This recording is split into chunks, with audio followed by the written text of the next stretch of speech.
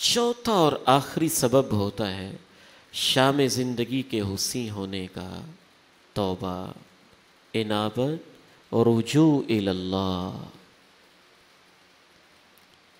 اہل ایمان کی کہیں بھی قرآن مجید میں یہ علامت بیان نہیں کی گئی کہ ان سے گناہ نہیں ہوتا، نہیں، ان سے گناہ ہو سکتا ہے، لیکن ان کی علامت یہ بیان کی گئی والذین اذا فعلوا فاحشہ او ظلموا انفسهم ذکروا اللہ فاستغفروا لذنوبهم ومن يغفر الذنوب الا اللہ ولم يصروا على ما فعلوا وهم يعلمون۔ جب ان سے فحش کام ہو جائے یا اپنی جانوں پہ ظلم کر بیٹھیں، ذکر اللہ، ان کو اللہ کی فوراً یاد آ جاتی ہے، فاستغفروا لذنوبہم، اپنے گناہوں کی معافیاں مانگتے ہیں، ومن یغفر الذنوب الا اللہ، اور ان کے دل میں احساس ہوتا ہے اے مولا تیرے سوا گناہوں کو معاف کوئی نہیں کر سکتا، ولم یصروا علی ما فعلوا وهم یعلمون، اور جانتے بوجھتے ہوئے وہ گناہوں پہ اڑتے نہیں ہیں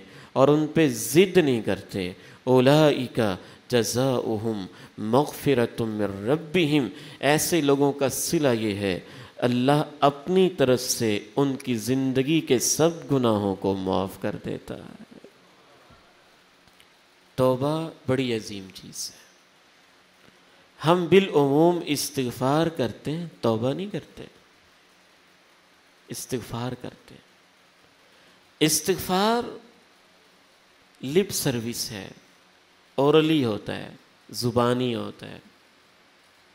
آپ نے کہا یا اللہ مجھے معاف کر دے، آپ نے کانوں کو ہاتھ لگا دیا میری توبہ، اے اللہ مجھے معاف کر دے۔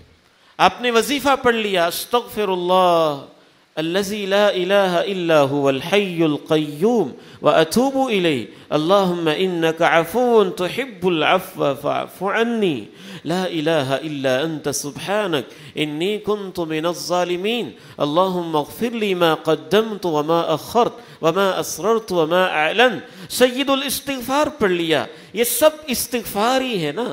استغفار کا معنی ہے معافی مانگنا۔ معافی مانگنے کے جتنے بھی الفاظ ہیں ان سب کو استغفار کہتے ہیں، اور اس کے مختلف صیغ اور مختلف الفاظ و اوراد ہیں، جن میں سے چند ایک میں نے آپ کے سامنے رکھ دیے ہیں۔ یہ استغفار ہے، لیکن اللہ کا مطالبہ یہ نہیں ہے کہ استغفار کرو، یہ مطالبے کا پہلا حصہ ہے۔ اس کے بعد والا اہم حصہ یہ ہے استغفار کر کے توبہ بھی کرو۔ وَأَنِ اسْتَغْفِرُوا رَبَّكُمْ ثُمَّ تُوبُوا إِلَيْهِ، استغفار کرو اور توبہ کرو۔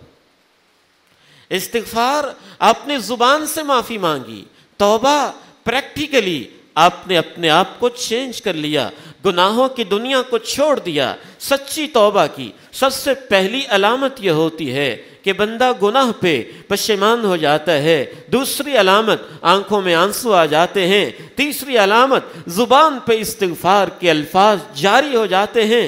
چوتھی علامت وہ وعدہ کرتا ہے آئندہ ایسے نہیں کروں گا۔ پانچویں علامت اگر اس نے کسی بندے کا حق دبا رکھا ہے اس کا حق اسے واپس کر دیتا ہے۔ چھٹی علامت اس گناہ سے اسے نفرت ہو جاتی ہے۔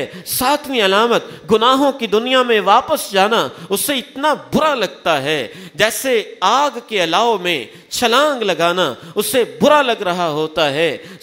آٹھویں علامت وہ بندہ مومن گناہوں کی دوستیاں، گناہوں کا ماحول، گناہوں کی فرینڈشپ، گناہوں کے گروپس، گناہوں کے پیجز، گناہوں کی سائز، گناہوں کے چینل، سب کچھ چھوڑ چھاڑ ہی دیتا ہے۔ اور اس کی آخری اور اہم ترین علامت یہ ہوتی ہے نیکیوں کا سفر شروع کر دیتا ہے۔ جب یہ علامتیں پوری ہو جائیں تو اللہ اس کے گناہوں کو بھی نیکیوں میں تبدیل فرما دیتے ہیں،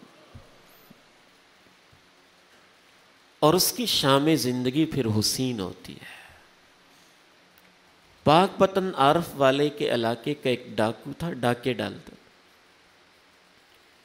اس کو توبہ کی توفیق مل گئی، اس نے توبہ کی، اور شام زندگی اللہ نے اتنی حسین دی، موت کے لمحے اتنے خوبصورت دیے کہ مسجد کا ہو کے رہ گیا، مسجد میں ہی بیٹھا رہتا، حتیٰ کہ دیکھنے والے دوست بتاتے ہیں کہ ایک دن تو وہ مسجد میں 1 گھنٹے سے بھی زیادہ سجدے کے اندر پڑا رہا، اور اس ڈاکو کو بھی اللہ نے سجدے کی حالت میں موت دے دی۔